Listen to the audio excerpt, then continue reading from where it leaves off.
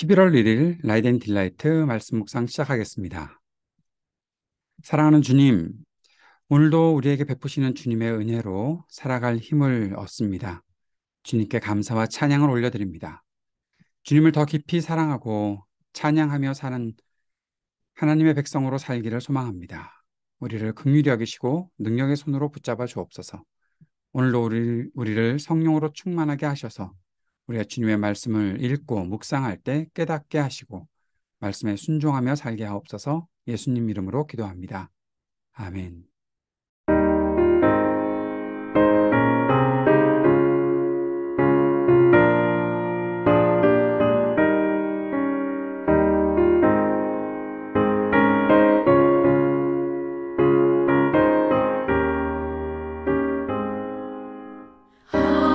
하나님의 진리 등대 길이 길이 빛나니 우리들도 등대 되어 주의 사랑 비추세.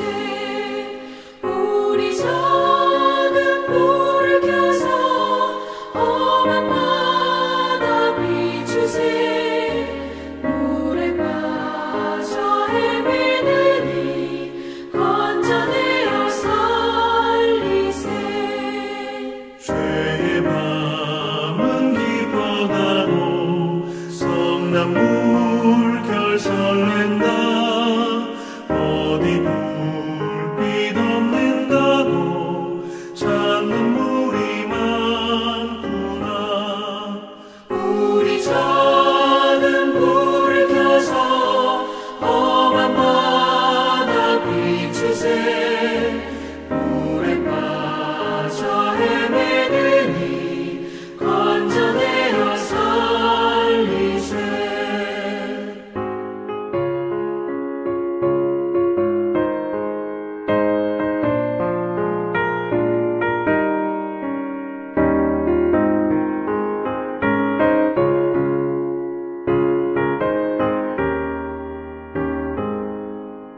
너의 등불도 두어라. 거친 바다 비춰라. 빛을 찾아 헤매느니 생명선을 건져라. 우리 작은 불을 켜서 험한 바다 비추세. 물에 빠져 헤매느니 건져내어 살리세.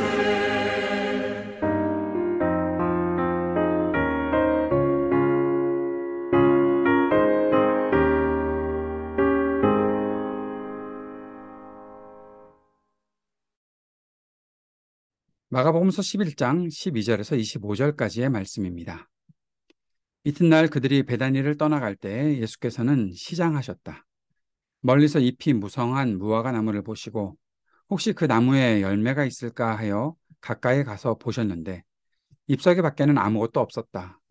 무화과의 철이 아니었기 때문이다. 예수께서 그 나무에게 말씀하셨다. 이제부터 영원히 내게서 열매를 따먹을 사람이 없을 것이다. 제 아들이 예수께서 말씀하시는 것을 들었다. 그리고 그들은 예루살렘에 들어갔다. 예수께서 성전에 들어가셔서 성전 뜰에서 팔고 사고 하는 사람들을 내쫓으시면서 돈을 바꾸어 주는 사람들의 상과 비둘기를 파는 사람들의 의자를 둘러엎으시고 성전 뜰을 가로질러 물건을 나르는 것을 금하셨다. 예수께서는 가르치시면서 그들에게 말씀하셨다. 기록한 바, 내 집은 만민이 기도하는 집이라고 불릴 것이다 하지 않았느냐. 그런데 너희는 그곳을 강도들의 소굴로 만들어버렸다. 대제사장들과 율법학자들이 이 말씀을 듣고서는 어떻게 예수를 없애버릴까 하고 방도를 찾고 있었다. 그들은 예수를 두려워하고 있었던 것이다. 우리가 다 예수의 가르침에 놀라고 있었기 때문이다. 저녁 때가 되면 예수와 제자들은 을에 성 밖으로 나갔다. 이른 아침에 그들이 지나가다가 그 무화과 나무가 뿌리째 말라버린 것을 보았다. 그래서 베드로가 전날 일이 생각나서 예수께 말하였다. 라삐님, 저것 좀 보십시오. 선생님이 저주하신 저 무화과 나무가 말라버렸습니다. 예수께서는 그들에게 말씀하셨다. 하나님을 믿어라. 내가 진정으로 너에게 말한다. 누구든지 이 산더러 번쩍 들려서 바다에 빠져라 하고 말하고 마음에 의심하지 않고 말한 대로 될 것을 믿으면 그대로 이루어질 것이다. 그러므로 나는 너에게 말한다. 너희가 기도하면서 구하는 것은 무엇이든지 이미 그것을 받은 줄로 믿어라. 그리하면 너희에게 그대로 이루어질 것이다. 너희가 서서 기도할 때 어떤 사람과 서로 등진 일이 있으면 용서하여라. 그래야 하늘에 계신 너희 아버지께서도 너희의 잘못을 용서해 주실 것이다. 아멘. 예수님께서 배가 고프셨습니다. 그리고 지나가시다가 잎이 무성한 무화과 나무를 보셨죠. 그런데 가서 보니까 따서 먹을 수 있는 열매가 없었습니다. 잎이 무성한 무화과 나무에 열매가 없었다. 그런데 마가가 여기에 한 가지 덧붙이고 있는 말이 무화과 열매가 열리는 계절이 아니었다라고 그렇게 해설을 붙이고 있습니다.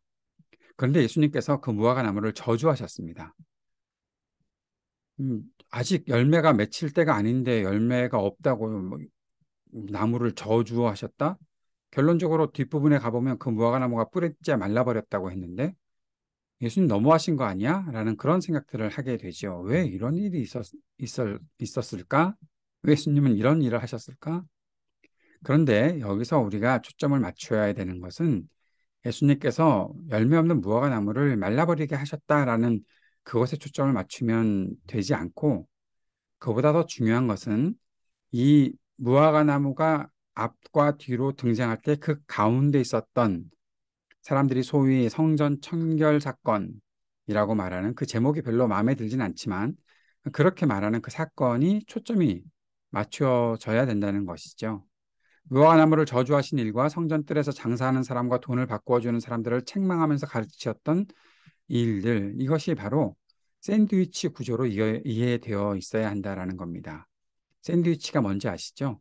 빵을 두 쪽을 먹는데 그 가운데 샐러드를 넣거나 음, 고기를 넣거나 해서 같이 먹는.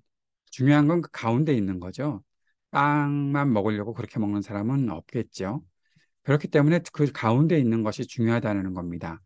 무화과 나무는 지금 예루살렘 성전, 이스라엘 백성들의 그 모습들을 상징하고 있는 것이고 무화과 나무 열매가 없었다는 것은 성전 안에서 무언가가 없었다라는 것들을 말해주고 있고 그렇게 있는 성전, 제대로 기능을 발휘하지 못하는 성전이 결국 저주를 받게 된다라는 사실을 결론적으로 말하고 있는 사건입니다. 조금 더 살펴보겠습니다.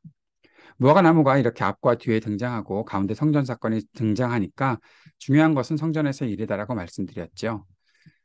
그래서 이 본문을 전체적으로 이해해야 하는데 이제 성전에서 예수님께서 하신 일들을 생각해 봅시다. 성전 안에 들어갔더니 돈을 바꿔주는 사람들도 있었고 물건을 파는 사람들도 있었습니다. 비둘기를 파는 사람도 있었다라고 말을 합니다. 그것은 무엇을 팔고 있었나 하면 음, 성전에서 드릴 제물들을 팔고 있는 겁니다. 원래 제물이라는 것은 자신이 가지고 와야 되는 거죠. 먼 길을 예루살렘까지 자신의 집에서 예루살렘까지 여행하면서 제물을 잘 준비해서 와야 됩니다. 근데 그 재물이 오는 동안에 손상당할 수도 있고 또 흠 없는 것을 하나님께 드려야 되는데 오다가 혹시라도 흠이 생길까 봐 사람들이 또 가지고 오는 것 자체가 부담이 되니까 돈을 주고 그 안에서 재물 될 만한 것을 사는 사람들도 있었던 것이죠. 그것을 가지고서 장사하는 사람들이 분명히 있었습니다. 성전에서 성전세를 내려면 로마에서 사용하는 화폐를 사용하면 안 되지요. 유대인들이 사용하는 화폐를 사용해야 되니까 또 돈을 바꿔주는 사람도 있었을 겁니다. 여기에 수수료가 붙겠지요. 돈을 바꿔줄 때도 수수료가 붙을 것이고 성전에서 사는 재물들은 분명히 자기가 가지고서 준비하는 그런 재물보다 훨씬 더 비싼 값을 주어야 했을 것입니다. 그런데 오늘 이 본문에 보면 비둘기 파는 사람이라고 했으니 비둘기는 누가 제물로 드리는 겁니까? 가난한 사람들이 제물로 드리는 것이죠.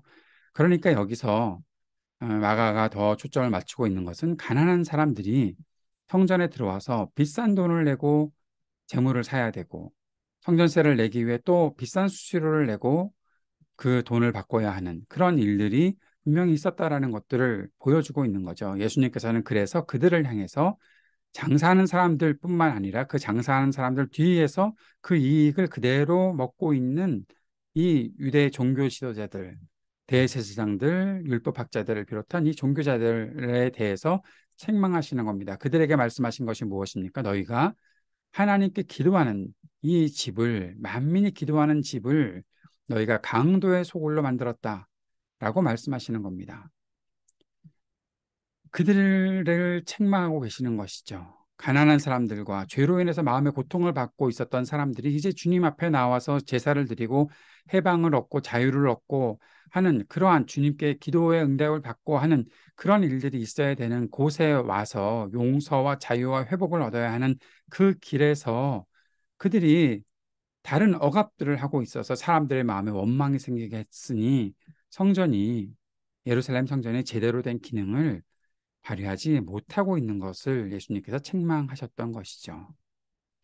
성전이 성전으로서의 기능을 제대로 수행할 수 없었습니다. 무화과 나무에서 잎만 무성하고 열매가 없었던 것을 바로 이것이 성전이 성전으로서의 기능을 제대로 수행하지 못한다는 것을 상징하고 있었던 것이죠.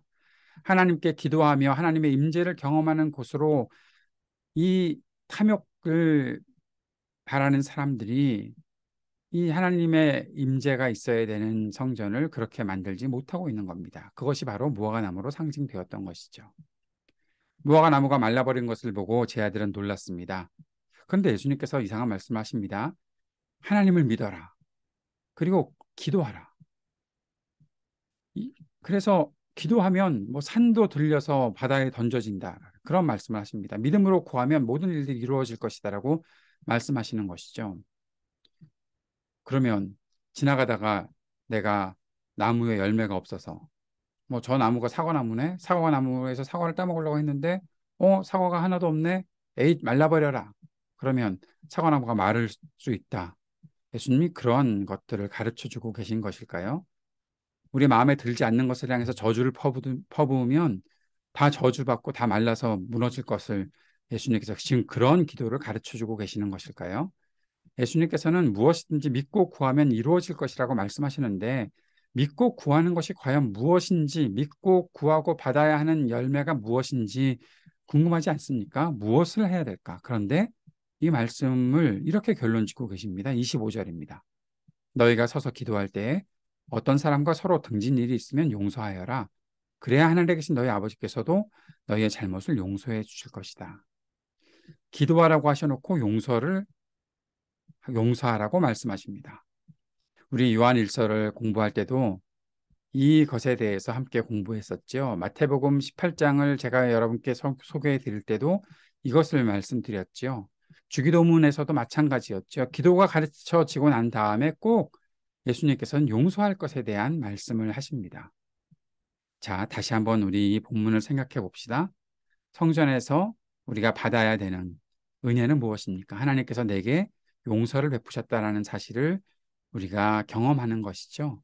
그런데 성전이 결국 그러한 용서가 베풀어지는 장소가 아닌 원망을 더 쌓는 장소가 된다면 그것은 성전의 기능을 못하는 것이죠.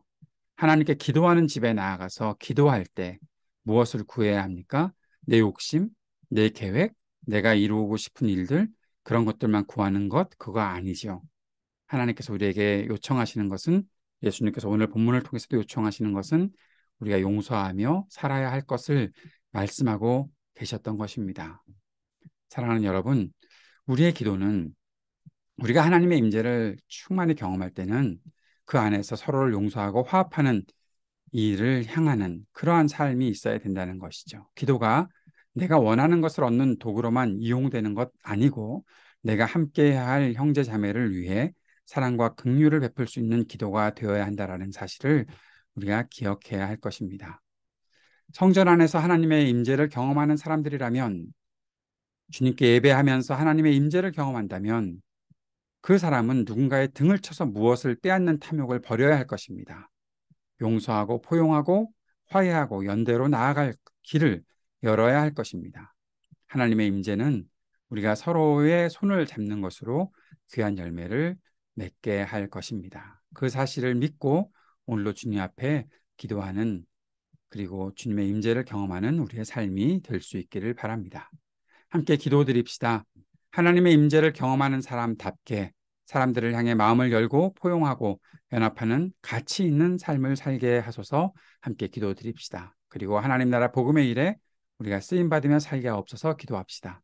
오늘도 전쟁이 그치기를 위해 기도하고 몸과 마음이 아픈 사람들에게 치유를 베풀어 주시기를 신음하는 지구, 우리의 삶의 터전에 희망이 있게 되기를, 청년들을 위해 함께 기도해 주시고 약한 노인들과 소외된 이웃들을 위해 기도해 주시고 이태원의 참사로 인해서 희생당한 사람들, 또 그들을 잃은 가족들과 또 다쳐서 치료받고 있는 사람들의 빠른 회복을 위해 기도해 주셨으면 좋겠습니다. 하이브리드 교회를 위해서도 함께 기도해 주시기 바랍니다.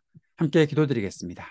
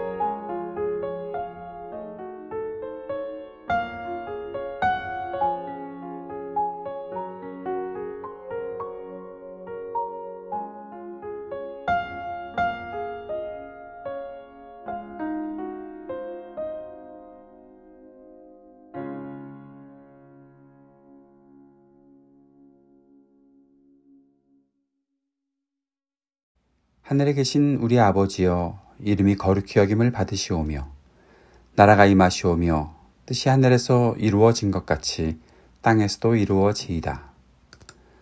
오늘 우리에게 일용할 양식을 주시옵고 우리가 우리에게 죄 지은 자를 사하여 준 것 같이 우리의 죄를 사하여 주시옵고 우리를 시험에 들게 하지 마시옵고 다만 악에서 구하시옵소서.